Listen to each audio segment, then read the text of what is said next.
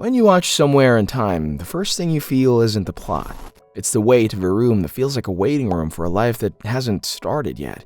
Richard! Decades later, Avengers Endgame used it as a punchline for how not to do time travel. Who told you that? Star Trek, Terminator, Somewhere in Time. Hot Tub Time Machine. Hot Tub Time Machine. Die Hard? No, that's not one. And look, it's easy to dismiss old romances as cheesy nostalgia, but behind that soft focus, Dream State cinematography was a production fueled by pure, raw heartbreak. Like an agent who laughed in the wrong person's face, a sudden pregnancy that shattered a real-life romance, or a composer operating on a literal frequency of grief. While filming the most romantic scenes of the movie, while falling in love with Jane Seymour, Chris received a phone call. His ex-girlfriend was pregnant. Is it you? Vaseline on the lens to blur out reality, and behind it, a man whose personal life had just ended in one phone call. Still having to hit every mark, hold every look of pure longing, and convincingly play a man who would abandon his own century for love. Can you imagine? Not the acting, the math of it. Standing inside the most romantic location ever designed for a camera, playing a man undone by love. Well, the real version of that feeling had just been taken from you 30 minutes earlier. Jane said later, "We fell madly in love making the movie. That's the magic pixie dust in the film. We kept that a secret until just before he died." The film about a man trying to go back in time was made by two people who desperately wanted to go back, to before the call came. What do you think you're doing? Dancing with you. But we don't even know each other. But before a single frame could be shot, someone had to walk into the audition room and completely rewrite what the producers thought they were looking for. If you were there, back in the fall of 1980, or if you were one of the people who found this movie alone in a worn VHS tape, drop your moment in the comments. Most actors audition in modern clothes. Naturally, Jane walked into that room in full 1912 period costume. Not just the dress, the hair, the makeup, the complete aesthetic of a woman who breathes that era. She showed up as Elise. The producers didn't have to imagine it. And look, that's the difference between understanding a character intellectually and inhabiting her before the camera even turns on. One choice in an audition room. That's all it took. Huh? Stick out your tongue. What?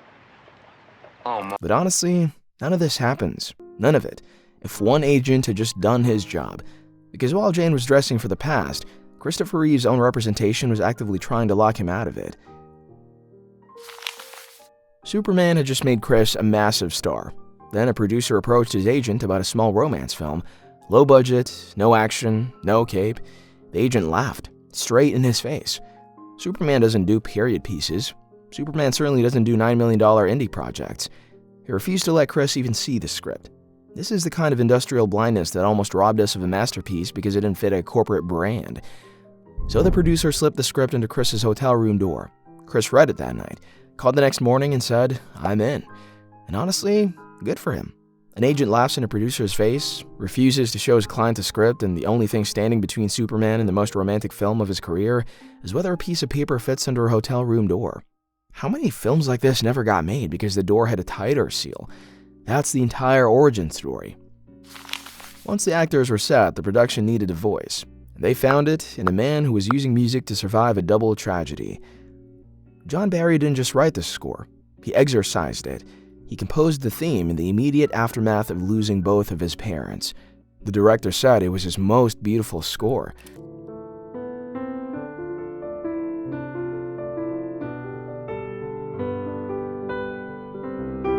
It's one of the most beautiful in the history of film. Have you ever heard a piece of music that felt like it already knew what you were going to lose? That's not technique. So what is it exactly? And why does it always come from someone who just went through the thing themselves? This isn't a score following a metronome. It's following a pulse of loss. There's a reason it outsells all his Bond themes combined. There's a reason people who have never seen the film put it on at 2 a.m. when they can't name what they're feeling. John buried his parents. Then he composed the most heartbreaking love story ever filmed. But that mournful, haunting audio had to match a visual style that was designed to look like a memory before it even happened. The 1912 scenes in this film are, frame for frame, recreations of Impressionist paintings, lifted directly from Monet, Renoir, and Degas. The outdoor sequences are essentially the defining paintings of that era brought to life with actors. The compositions match. The stillness matches. Most people have seen this film multiple times without consciously registering it. Think about it. If every frame of 1912 was built to look like a painting already grieving its own subjects, were you ever actually watching a film or a museum of something that was already gone before it started?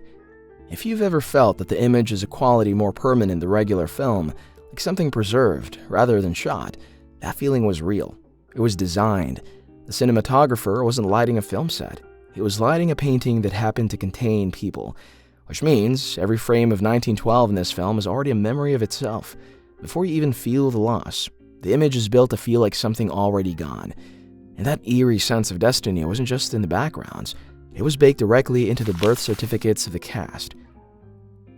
Susan French plays the elderly Elise, the woman who hands Richard the pocket watch and whispers, "Come back to me." She was born in 1912, because, of course she was, the exact year the romantic scenes are set in. At what point does a coincidence stop being a coincidence and start being the universe submitting a casting note? Her parents even honeymooned at the hotel where the novel was written. How is that not the film writing itself? For context, her parents honeymooned at the Hotel del Coronado in San Diego, the exact hotel where Richard Matheson wrote the novel, the exact location that inspired the entire romance. See any problem with trying to call that a coincidence? At that point, the film isn't being cast. It's being assembled by something that read the script before the writers did. But that identical honeymoon hotel would end up creating the biggest crisis of the entire shoot. The original plan was to shoot at that exact Hotel del Coronado in San Diego, Matheson's hotel, the place that created the whole story. But when the production team arrived, they found the modern world had completely invaded. High-rises surrounding the hotel, power lines across every skyline, traffic that made any period scene impossible without capturing the 20th century in the frame. Are you a guest of the hotel? Yes, I am. So they abandoned it. The hotel that inspired the whole story left behind. And then, a production assistant was flipping through a coffee table book about American hotels. The Grand Hotel in Mackinac Island appeared on one page. They called, the hotel said yes, for free, asking only for the feature credit of being in a beautiful film. Which, fair play. The location they lost forced them to find the location that made the film immortal. The hotel that said yes for nothing now draws visitors specifically because of a movie filmed there 45 years ago. All because a production assistant was bored and flipping through a book. The location they couldn't have became the location they couldn't have made the film without.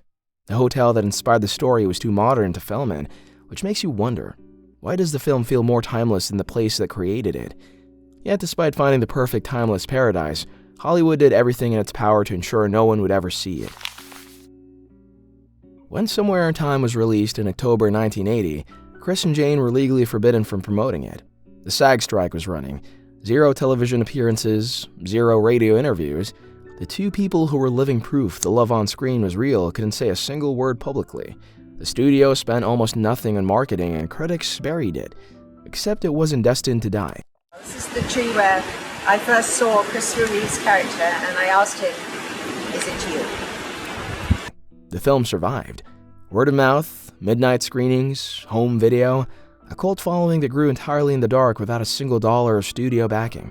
Person by person, quietly, in living rooms at 2 a.m. It randomly became one of the highest-grossing foreign films in Chinese cinema history, playing in Hong Kong for 18 months. While American critics were filing it under disappointment, audiences in Asia were discovering it and refusing to let it end. And the fan club has held annual conventions at the Grand Hotel for over 30 years. People who found this film alone in the middle of the night and never fully recovered. What kind of film builds a 30-year-old convention circuit out of people who found it alone on a VHS tape? And more importantly, why does that only happen with films the industry tried to bury? It took 40 years, but the film industry finally responded to that underground loyalty in the loudest way possible. In 2019, Marvel essentially sold 2.8 billion people to watch Somewhere in Time. Avengers Endgame referenced it by name, as the cautionary tale for how not to do time travel. While the Avengers were explaining temporal mechanics with quantum physics, Reeve was doing it with pure, unadulterated exhaustion of will. The past becomes your future, and your former present becomes the past, which can't now be changed by your new future. Exactly. Exhaustion is way more relatable than quantum physics for most people. The MCU used a 9.7 million 1980 romance as the benchmark for getting time travel wrong, and millions of people heard that title for the first time and thought, I should watch that. Make of that what you will. A studio that refused to market its own film was accidentally handed the biggest marketing moment by a superhero franchise, 40 years later, completely for free. But long before Marvel gave him a shout-out, Reeve was already giving secret, unscripted superhero performances in the actual set. While filming on Mackinac Island, a nearby theater was showing Superman. Chris and Jane snuck out late at night. This was their routine, stealing hours together after shooting. The night, they went to see him on screen. Halfway through, the sound system broke. The dialogue completely cut out. And that's when Chris stood up. He started reciting his own lines from memory. All of them. Standing in a dark movie theater in 1979, recreating the film from pure recall, just for the woman he was secretly in love with sitting beside him. The audience erupted. Jane said years later they were both crying by the end because they both knew what was coming. A man conjuring everything he had for one person in the dark while accidentally giving it to a room full of strangers who had no idea what they were actually watching, which is, more or less, exactly what the film he was making would go on to do to millions of people who found it alone. He rehearsed his entire legacy on that island without even knowing it. Before the final 5, subscribe if you're new. We do this for every film that was stranger and more real than it looked. The novel is a love letter to a place, not a concept. A specific building Matheson stayed in and couldn't stop thinking about after he left. He said, "Somewhere in Time is a story of a love which transcends time. What Dreams May Come is a story of a love which transcends death." Those two books were originally published together in a single volume, two sides of the same obsession. Is this where we go when we die? Can I sit here? What survives when love is more real than the dimensions meant to contain it? Wait, it gets better. He appeared in the film himself, a cameo as a 1912 hotel guest. The author watching his own love story play out in the place that created it. But here's the part that hits differently once you know it. Matheson later said Somewhere in Time was his favorite novel. Not the most important, his favorite. The one that felt most true. Or, more accurately, the one that felt most dangerous to write. If you've read both books, you understand why. What Dreams May Come is about the afterlife. Somewhere in Time is about something harder to explain. The feeling that a love this specific must have happened before, must be happening somewhere. That reality wasn't just confined to the pages of the book. The two leads carried it silently for nearly 4 decades. When Jane revealed in 2018 that they had fallen in love on set, Chris didn't immediately confirm it. He kept his own counsel. He had carried that secret for 38 years. Only after she spoke did he quietly acknowledge it was true. 38 years of what was it like making this film? And every single time he sat with the truth privately. The audiences who found it on VHS years later and couldn't explain why it destroyed them. He knew exactly why. He just never said. Jane said, "We remained really close friends until literally before he died." But while the romance off camera was treated with absolute reverence, the crew had a drastically less romantic way of treating their leading man. There were 2 Christophers on set, Christopher Reeve and Christopher Plummer. Right, to solve the practical confusion, the crew decided Plummer would be Mr. Plummer. The romantic lead, the man carrying the entire emotional weight of the film, would be called Bigfoot. You will marry me, won't you? I thought you had a wife and children back home somewhere. That's the actual nickname, because he was tall.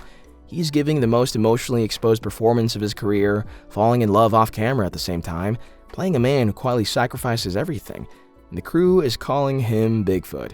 Anyway, he showed up every day. He never complained about it publicly, which is maybe the most Chris Reeve thing about the whole production.